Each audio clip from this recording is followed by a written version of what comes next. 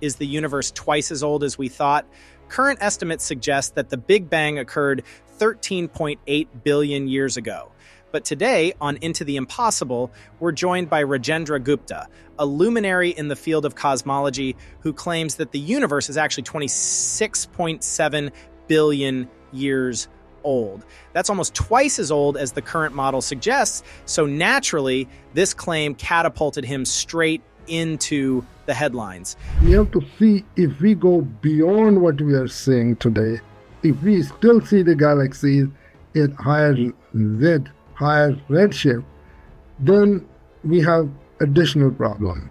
But as Carl Sagan used to say, extraordinary claims require extraordinary evidence. So I invited Gupta on the show to make a case for his radical theory that could completely change our understanding of the universe. Gupta is a University of Ottawa adjunct professor renowned for his pioneering work on dark energy and the accelerated expansion of the universe. Time dilation doesn't happen in tired light.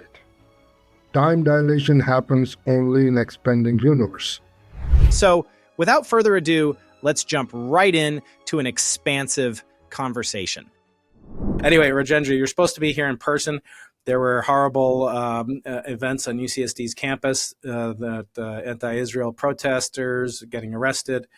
75 or so are arrested as we speak. And that prevented us from being in person, but you're gracious enough to give us your time today. Thank you so much. I'm so sorry that you came all the way to San Diego to do this interview in your hotel room, but the campus is on lockdown right now. Oh, my pleasure to be here. At least we are talking. That's a good thing. You know, we have to always see what is positive out of all the difficult times.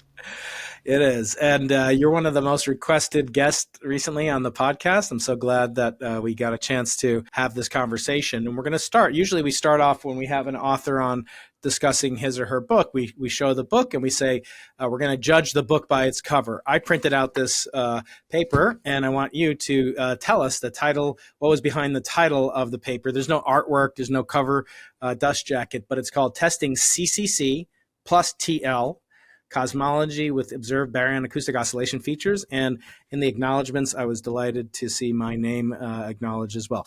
Professor Gupta, tell us what was behind this title and what is a short summary of the paper, and then we'll get into the details of it. Actually, we had a lot of challenges. When we published the first paper, which came out last summer, I wasn't expecting the age to be a big issue, but somehow it did become a big issue. Then people say, okay, we have maybe cherry-picked the data and we haven't shown anything else which fits this new model. So I thought, let's try to do something simple before we get something more complicated and more difficult, which requires additional resources, additional people, which I'm working with now.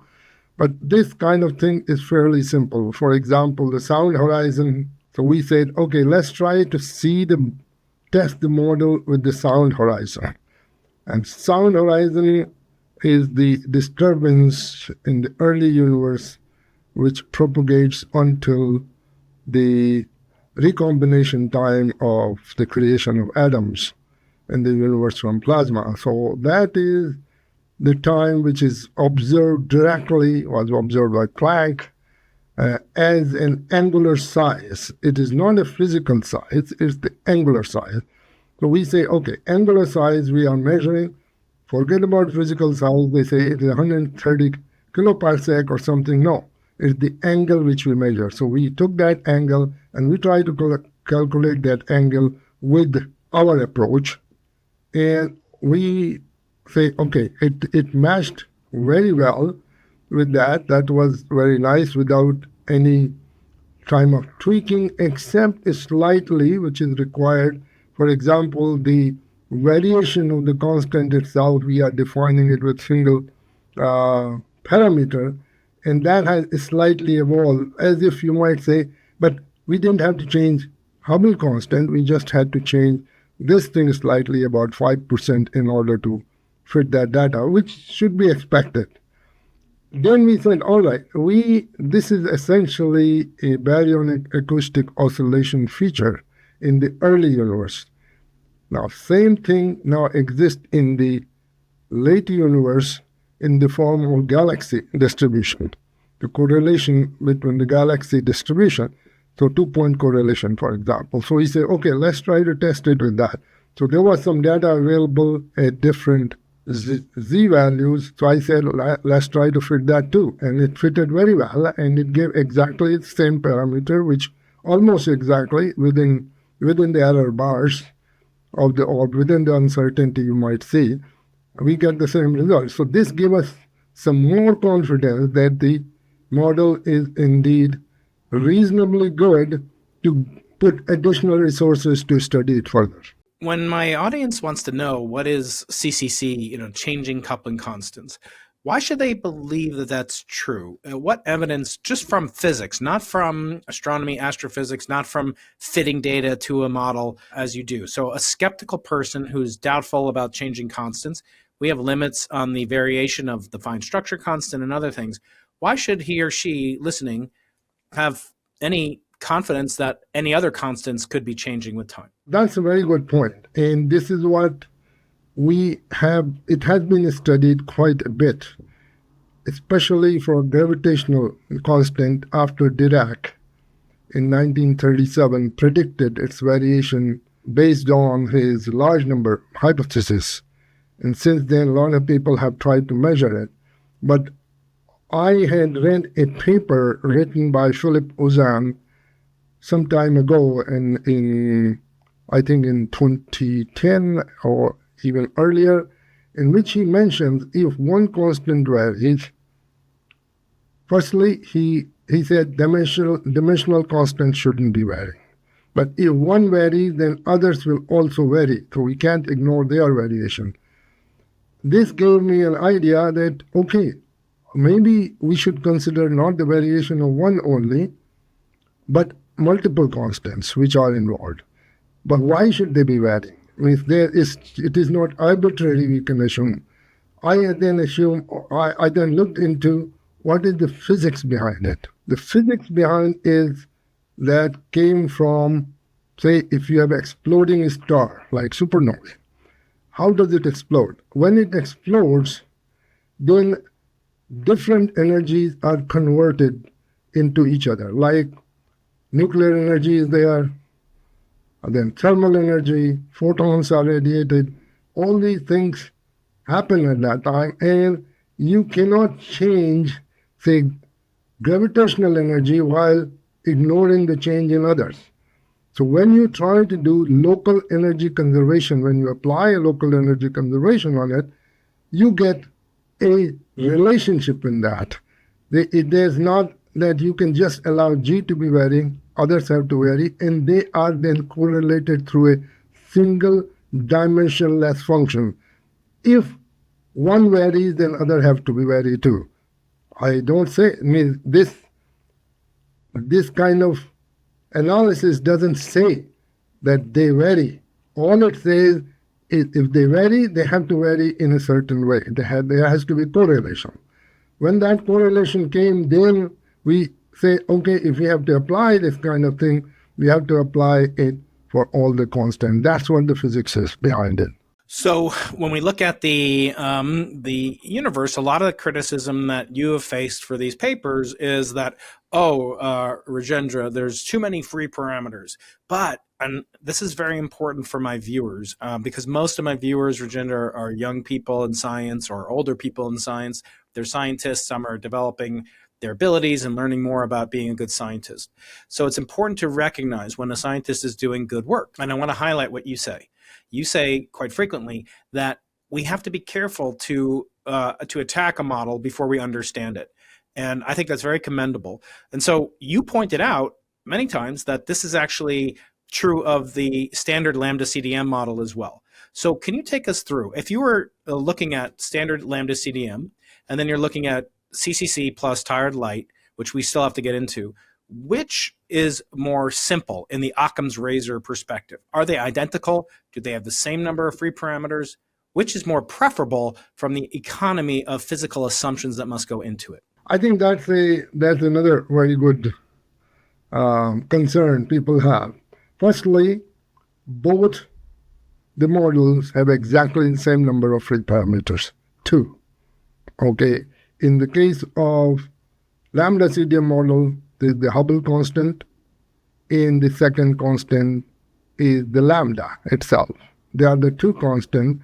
Now you might relate lambda, okay, you don't say lambda, you might say that it is the energy density of the matter energy density, but then they are correlated with each other. But you end up in the late universe, not early universe, for example, CMB, all that you have multiple parameters which come out from that, but in the late universe which we are analyzing, it is two parameters. We have exactly the same number of parameters. They have no more, no less.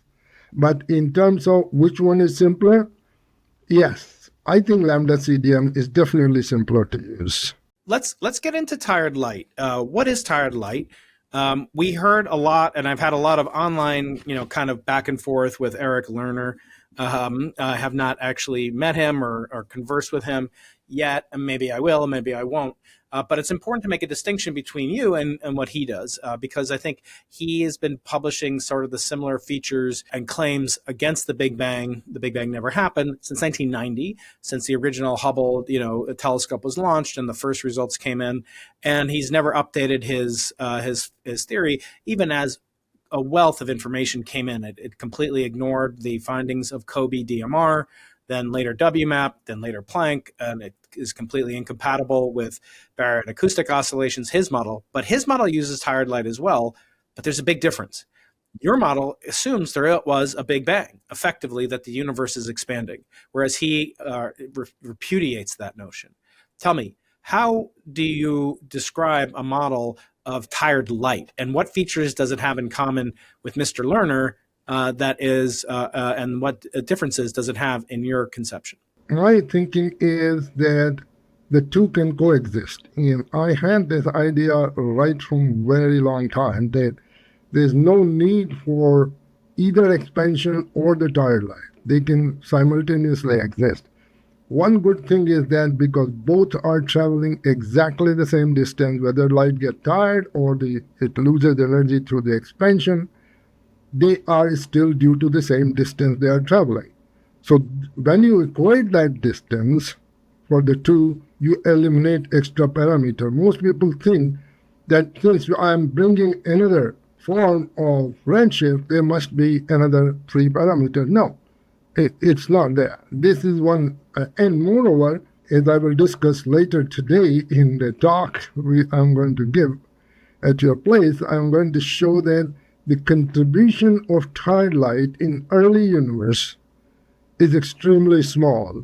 In later universe, it can go up to about 20%. Because of this kind, the way we equate them is we don't say how much it is at each stage. It's just derived by equating these distances which are traveled by the light. So I think it is fairly straightforward how we use the two things. But whereas other people say it is one or the other, that's the major difference. While I can't say for sure the universe is 26 billion years old, I can say that only about 50% of you are subscribed to my YouTube channel or following my podcast on one of the many streaming platforms. It's a shame, really, because I know that you love the content and the amazing guests we've been bringing on. So please subscribe and follow. It helps the show a lot. And let me know in the comments below how old you think the universe is. Thanks. Now, back to the episode. And for my audience, I'm going to record the talk that Professor Gupta has generously agreed to give later on. I'll put that on this channel too, and I'll have a link to it in the show notes below, or perhaps you can click on it up here so you can get the full detail. Now, that's for experts. That's for real professionals. So Professor Gupta is not scared to debate people. He is incredibly courageous. And I think it's fair to say you didn't expect the attention that you got last year out the media, and you didn't seek it out either. And when I did an analysis of that paper with a colleague, Professor Alison Kirkpatrick, who had been quoted by Lerner and others to cast aspersions on her work or her dealings with the Big Bang theory as it is. So when we had this conversation, and by the way, again, for my young students out there, this is what you should emulate. Professor Gupta doesn't shy away. He doesn't make ad hominem attacks. He doesn't take cheap shots. He is approaching things wherever the data may lead him. And I think it's fair to say, right, Rajendra, that you would have accepted it if your data came out to be compatible with the Big Bang. It just so happened that it didn't, and you find that there's reason to consider it. But you would have accepted it. Whereas I don't believe that other opponents of the Big Bang can really take seriously the notion that their ideas could be falsified. So, for example, let's talk about your work. And your work is now being applied to baryon acoustic features, not just to the JWST data that brought attention to you last year. So talk about how this new paper, which I'm graciously acknowledged, talk about how this you could have disproven your earlier work. And that, I think, is the sign of a good scientist. What was the expected result or unexpected result that could have perhaps falsified the notion that the universe is 26 billion years old? What could have that baryon acoustic oscillation of the features in the early universe, which is sound horizon, it is part of CMB, cosmic microwave background. It is happening at extremely high redshift. It, according to lambda CDM time scale, if we take that, it is happening at around 380,000 years after the Big Bang. So naturally, it is very much early in the time of the universe. So we said, okay, can we test something in the early universe? All I had done is supernovae data and cosmic dawn data, which is still we are talking about Z or Z, what Americans like to say, the redshift in the range of 10 to 20. I am saying that cannot be applied to very high redshifts, which is 1,000 or so. So this was the motivation for me to do the sound horizon test. And sound horizon then is what eventually expands into the galaxy formation. Those perturbation leads to the galaxy formation. So I said, okay, if we get some information about these features in the early universe, do we get the similar results in the later universe? That was the motivation for me to prove or disprove the new model. Let's get back to tired light. So tired light is a phenomenon that was originally suggested a very long time ago and has fallen out of favor among all but a very small handful of professional cosmologists. Talk about the evidence, which, again, even Mr. Lerner, in the few conversations I've had with him online at least, will admit that there is no mechanism known to physicists that can do this, can accomplish this tired light behavior, and how that is distinguishable in principle in your model from the ordinary expansion of the universe, which tires the light, if you will, via the diminution of the number density of photons and by increasing their wavelength and thereby Planck formula decreasing their energy. So what is your concept of tired light? Should we really have a notion of a new phenomenon in physics where there's no real evidence for it other than perhaps these cosmological observations? See, tired light, what causes the tired light effect? This is something very difficult to explain. It's not Compton scattering. If that was proposed by Zwicky, for example, that maybe that kind of scattering, no. If it was that kind of scattering, you will have blurring, you will have other problems with that. No, we don't know what it is, but we don't know a lot of physics in the world. For example, what is dark matter? Nobody knows what is dark matter. So there are a lot of unknown. Well, I would only object, Rajendra, just with respect, that we do have an example of dark matter. Neutrinos fit the all the categories that are needed, all the characteristics of dark matter. Now, it's true, they don't make up the entirety of the so-called dark matter, missing matter, but we have evidence for the existence of particles that have mass and don't interact with light.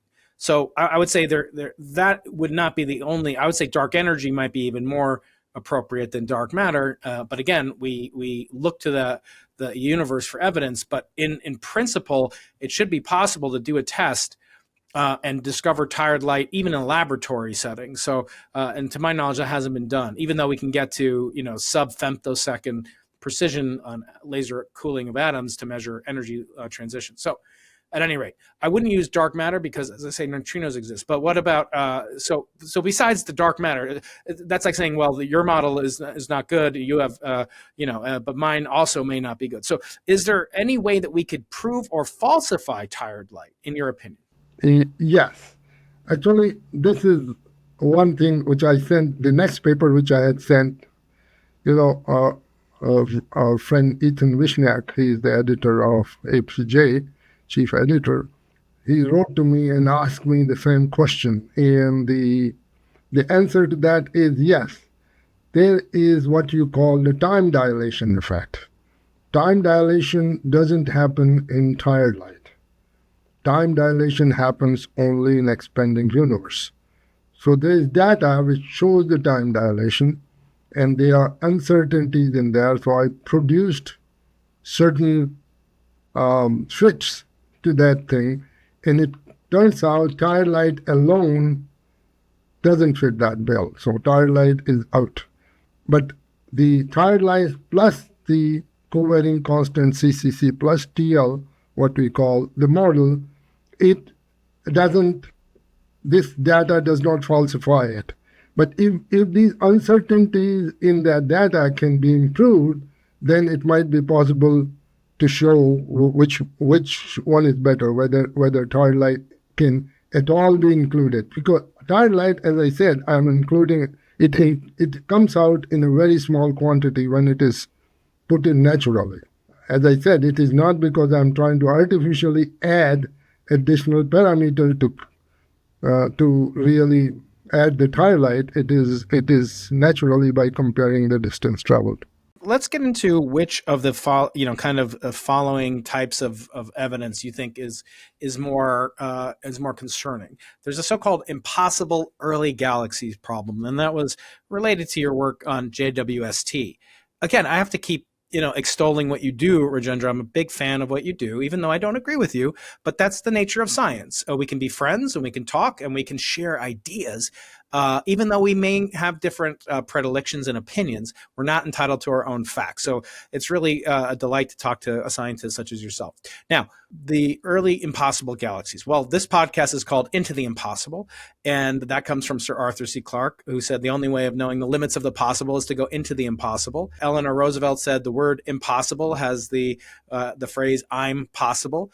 And I made this case when I went on Joe Rogan's show discussing your work and somewhat obliquely Eric Lerner's as well. Imagine that you're talking to some evolutionary biologists, and they come from a different planet, and they're looking at the Earth, and they see us with these devices, these silicon and glass devices, and we're typing on them, and they're electrified, and we can do all sorts of things with them. And they say, no, that shouldn't be possible because our calculations suggest that the human civilization is only 9,000 years old, started in India, maybe the Middle East, maybe China, Africa, proto-civilization. There's no way in just 8,000 years, it's impossible. There's the impossible early cell phone problem, I call it. So why is it that casts doubt on the Big Bang occurring, in the words of Mr. Lerner?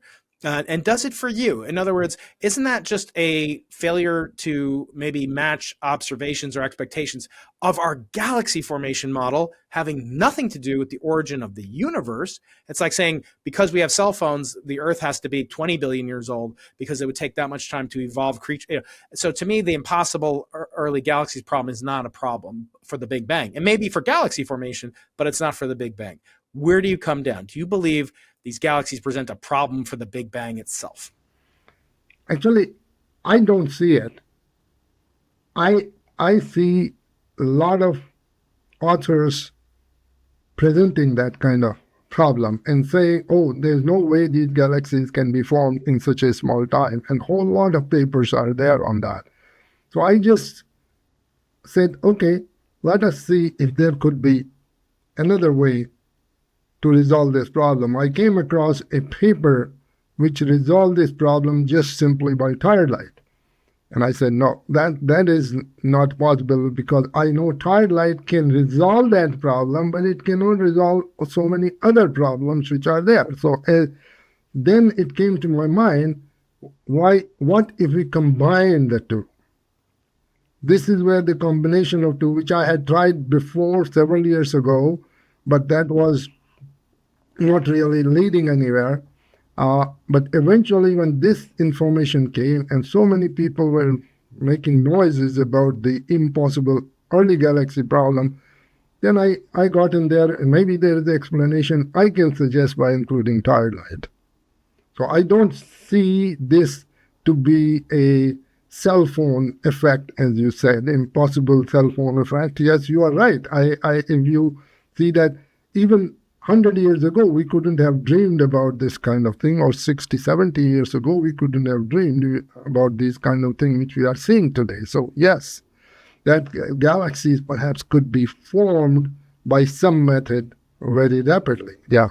Now, the massive galaxy problem, or the size of the galaxy problem, I've had Chris Hayward from the Flatiron Institute on the Center for Computational Astrophysics, and their work with the FIRE simulation project suggests that starbursts can cause these galaxies to be completely possible, and not only that, probable, due to previous simulations. Missing out on the effect of feedback. And I know you talked to Professor David Spergel, president of the Simons Foundation, who oversees the Flatiron Institution and is my collaborator on Simons Observatory, co-founder of it. And he's a wonderful individual. I know you acknowledge him too in this newest paper. But talk about that. Have you what reconsideration might you have based on the work by his staff at Flatiron, which is funded by his foundation? So what have you updated the considerations of these so-called impossible galaxies after the initial papers last year? Not only that paper, there are so many papers which have come out since then, adjusting the galaxy formation simulation and adjusting the parameters in them and saying, yes, it is indeed possible to have galaxies of these sizes. Super Eddington accretion rate, for example, could be one of the things. And then there's also say that, okay, dark matter plays the extremely important part in the formation of these galaxies and how it can be affecting. So there are all sorts of parameters. I'm not expert in simulating galaxies. I am not going to pretend or comment intelligently on that kind of thing. But really, I could only say that adjustment has been made to the models to make sure it can be created. The thing is this, we have to see if we go beyond what we are seeing today, if we still see the galaxies at higher redshift, then we have additional problem. And already some of the galaxies they are seeing are not too many, but some galaxies they are seeing at extremely high redshift. And to me, and they say they are the outliers. I was just reading a paper, there are some outliers, because initially James Webb was in one direction. And people say, okay, we should see other section of the sky, and they found they are different. They are not exactly the same kind of density of galaxies. They are not same size, but any sizes which are very large, they say they are outliers. It are the outliers which requires new physics. You can't ignore the outliers. That's all I can say in this regard. Mm-hmm. So another feature, that is, kind of interesting is to think about future data sets. The previous data set, you did look at the Pantheon, kind of data set. And now you're looking at BAO data. Of course, you must know the DESI results just came out, which seem to confirm, even more so, at least in terms of the free parameters of lambda CDM, that but things are still quite in play and very much even more solidified, if you will, with regard to lambda CDM based on the DESI results. What's your next opportunity? What next could you look to in other data sets to confirm or refute possibly these ideas? Actually, DESI results are still not very conclusive. Some of the papers I was reading, they are talking about for example, instead of simple dark energy model, evolutionary dark energy models, they are talking. And if you interpret the model I have proposed and try to relate to the lambda CDM model, we can see this covariant constant, the constant which describes that it can be related to the dark energy and dark matter. They are not dark energy and dark matter, but if you write the equation in certain ways, you can relate them. And in that one, there is a term which is maybe considered the interaction between matter and dark energy, which gives rise to so-called varying dark energy, which turns out to be in the model I have proposed also. So I don't think DAISY at this point is in conflict with I have proposed. And what about the criticism that often is raised, and I've raised it as well, that not only the CMB is anisotropies, but also its isotropy, and that's very difficult to explain in the hybrid model, as far as I understand. But not only that, that's only looking at the temperature. We now have extra modes from polarization, and we also have further information because we are so concerned about contamination from the galaxy that we can actually predict the structure that galaxy polarization would look like in the CMB channels that we look for. And in fact, we dedicate many, many channels, not only to synchrotron radiation and dust, things that we cannot be used to constrain the inflationary gravitational wave signal. How does your model reconcile that? How can you explain the isotropy, the 1 part in 10 to the fifth of the CMB, the seeming fine-tuning of the fluctuations at large scales to produce the 10 to the minus fifth fluctuations on degree scales and smaller? And then finally, how can you account for the correlation and sort of confluence of the CMB data with lambda CDM in terms of polarization of the CMB and potential foregrounds? How does hybrid model treat these, and how can it be reconciled? This is what exactly we are working on. I have a postdoc now. He's currently overseas. He's going to join me soon. And another postdoc I'm trying to hire. And these two people will be working together to answer exactly this question. But in principle, if you see that the tire light component in the early universe is extremely small, it is less than 3% of the total expanding universe type, Big Bang type or expanding universe. So all the features of a Big Bang are not negated by this new model. So inflation, I'm not saying inflation didn't happen. It is still there. In fact, initial parameters which we will require for fitting that will be the coming from inflation. I don't see there is any conflict in that. If polarizations are there, they will be there. Gravitational lengthening, which is also very important in the CMB observation, that will not be affected in any way. So it is still, as I say, the model is mostly expanding universe and only partially, and an early universe is extremely small. If you go to even higher redshift, then for the CMB, you will find that tire light doesn't exist at all, almost. And what about gaining confidence of the laboratory scale? You mentioned time dilation, and that's interesting. It was one of the original kind of tests and proofs of general relativity. Hahn-Rebka experiments at Harvard in the 1950s. We're still learning about relativity. Are there any input sources or hope to get additional confirmation or disconfirmation from instruments like LIGO or nanograv gravitational wave observatories? I have been trying to see that is it possible to find out the variation of the constant in some way? Because one thing is very important. Do the constant really vary? I have yet to come up with an experiment which will, in a lab or astrometrically within where we can reach, our satellites or our human can reach that, in that region, can we plan an experiment which will measure this? The problem is, any equations I have seen which could possibly measure it, in those equations, they cancel out the variation because so many constants are varying, they cancel out.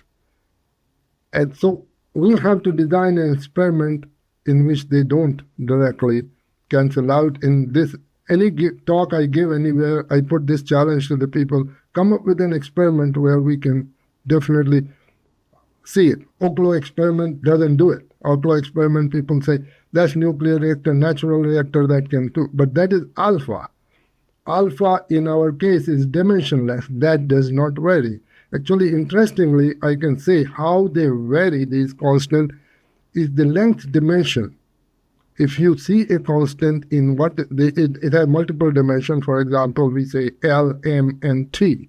Length, mass, and time is the dimension, and in some constant there are some other things, but they are the major one. And we find when in expanding universe, not only the universe is expanding, the length dimension is also evolving. So you focus on length dimension and you will find immediately how it will escape. For example, gravitational constant will scale as this dimensional function to the power 3, because length dimension in gravitation is to the power 3. In the speed of light, length dimension is 1, so it scales f to the power 1, and so on. Hey guys, I'm sorry to interrupt this fantastic deep dive with my colleague Rajendra Gupta. You're very keen on cosmology, aren't you? I can tell because you made it this far into the episode. Well, what if I told you that you could own a real, tangible piece of the cosmos, aka a meteorite? One that we know for sure is 4 billion years old. You just join my mailing list to enter the drawing at briankeating.com. If you have a us.edu email address, you automatically win. Interesting. So in terms of our, kind of questions that we've acquired from the audience, I'd love to ask you a couple in the last couple of minutes before I have to go to another telecon, and then we'll be joined by you again later for a technical talk, which will be coming up. So reminder, you can always ask questions of my guest at Dr. Brian Keating on Twitter and on YouTube. And for those of you out there with a .edu email address, I can send you an actual example of cosmic data and cosmic substances that come to us that actually confound our instruments when we measure the universe in the CMB form. Go to briankeating.com/edu and you'll win a meteorite guaranteed sent to your door in the United States. Unfortunately, Canadians are not eligible because they somehow thinks your border patrol thinks that these are dangerous objects. Okay, here's a question from Fine591. What's wrong with the steady state theory other than radio sources and the CMB? If you had to support the CMB, what would you say? Or sorry, if you had to support the steady state, what would you say are other things that could be used against it before your work? Actually, I want to ask a counter question. What is the evidence they have to support the steady state universe? Yeah, well, as you know, I had a conversation with Jayant Narlikar about 2 years ago, and he still believes the steady state. And even despite the CMB, its polarization, BAO, all the other things. And so, yeah, that there are some people that still maintain it. Jeff Burbidge, who is my colleague here at UCSD, I have his office. He believed it until his dying day. Okay, trying to understand dark energy and expansion. How is it that we, matter like us, do not feel the exponential expansion in expanding galaxies in space-time? How do we manage to avoid this expansion? That's from Larry Culver. I don't understand the question. The expanding universe. How come human beings don't expand, or the solar systems don't expand with the expanding universe in your model or in the standard lambda CDM? Yeah, why we don't expand? Who knows? We might be expanding. Who says we don't expand? But if you have to have a cosmic timeline, if you are willing to wait for, if you can live for 1 giga years, perhaps we might expand. Who knows? But at the same time, gravitationally collapsed objects don't expand with the universe, and we are in the gravitationally collapsed region. What expands is beyond that. That's my understanding. That's true. The expansion rate, first of all, is even the gravitational force of a massive object a meter apart is, would require, say, 2 1 meter, radius steel balls in space. It would take more than a year or 2 years for them to get attracted to each other. And the equivalent, and that's with the equivalent density of, something like 6 ton, or 10 times 10 to the 24th power atoms per cubic meter or more. And the cosmic acceleration, the equivalent amount of dark energy in the universe is something like 5 protons worth of energy per cubic meter. So you're talking about 24 orders of magnitude. So the effects are minuscule, even compared to gravity. Of the expansion, the equivalent expansion energy. So yeah. Okay, a couple more questions. This comes from Rajiv Gangal. I too believe that the 13.8 billion number is temporary, but why 27, Rajendra? Why not much more? And why use a mix of different hypotheses to get to that number? We don't create numbers. They come out of certain equations. We derive it based on certain assumption. In whatever number comes out, we present it. It is not something like at one time the age of the universe was only 2 billion years in early part of last century. Then before the Hubble was launched, people were talking about it could be 12 billion or 20 billion. Then Hubble came, and some models were developed to satisfy the observation of Hubble, and that's what led to 13.8 billion years, which we all agree at the moment. Now, when we create a new model to study what we are observing around us, and we get some number, and we present that number. So we don't create these numbers; they come out of the model. And the last question I'll take for myself, although apparently a man or woman goes by the name of Thinking Citizen, says that you look just like his granddad or her granddad. So that's very special. But Rajendra, the last question I ask you is related to Mr. Lerner, who you've had a conversation with on his channel. He always throws in, a plea to build more, donate money to support his fusion reaction projects. That's fine, I guess. I don't have anything to sell, but one of the things that he talks about is the so-called lithium problem. And I feel there's a great difference in quality between your attacks on the Big Bang and his, in that he cherry picks data, whereas you do not. He accuses, astronomers of suppressing and censoring him. He compares himself to people like Galileo and Giordano Bruno at times, which I think is, kind of histrionic. But tell me, Rajendra, what do you make of the lithium problem? Great many experts I speak to in nucleosynthesis claim it's not a problem at all, and in fact can be solved by modifying stellar astrophysics.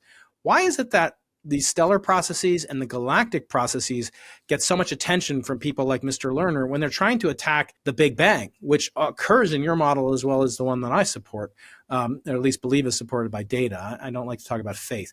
What do you make of the lithium problem? Is it really that big a deal as Lerner attempts to make it out to be? Lithium problem is there, and I think this is of concern to people. But is it observational problem or really the BBN, Big Bang nucleosynthesis problem is debated quite a bit. But I think if it is BBN problem, actually this is another thing we will want to handle with the covariant coupling constant approach, because constants are now different value at the time of BBN. And one of the earlier work I did and published that paper, it shows the lithium problem is resolved in that one. But then I found that this is not enough. Maybe lithium problem was resolved, but then deuterium problem was created, or tritium problem is created or enhanced somewhat. So there was some concern. You resolve one and you get another problem. That's not a solution of a problem. So I think lithium problem, based on lithium problems, you start saying that some other theories are good enough or they should be considered seriously. I think that is a little bit a stretch, I would say. Well, Rajendra, it's such a pleasure to speak to you. I wish that we were in person. Maybe next time we'll be in person. Maybe in Canada there won't be as many riots as we've had lately in America. I thank you so much. Stay tuned for a talk that I'll post also on this channel, as well as on the podcast feed. Reminder, you can find out all about the guest going to Dr. Brian Keating on YouTube or onto the Into the Impossible podcast on your podcast feed.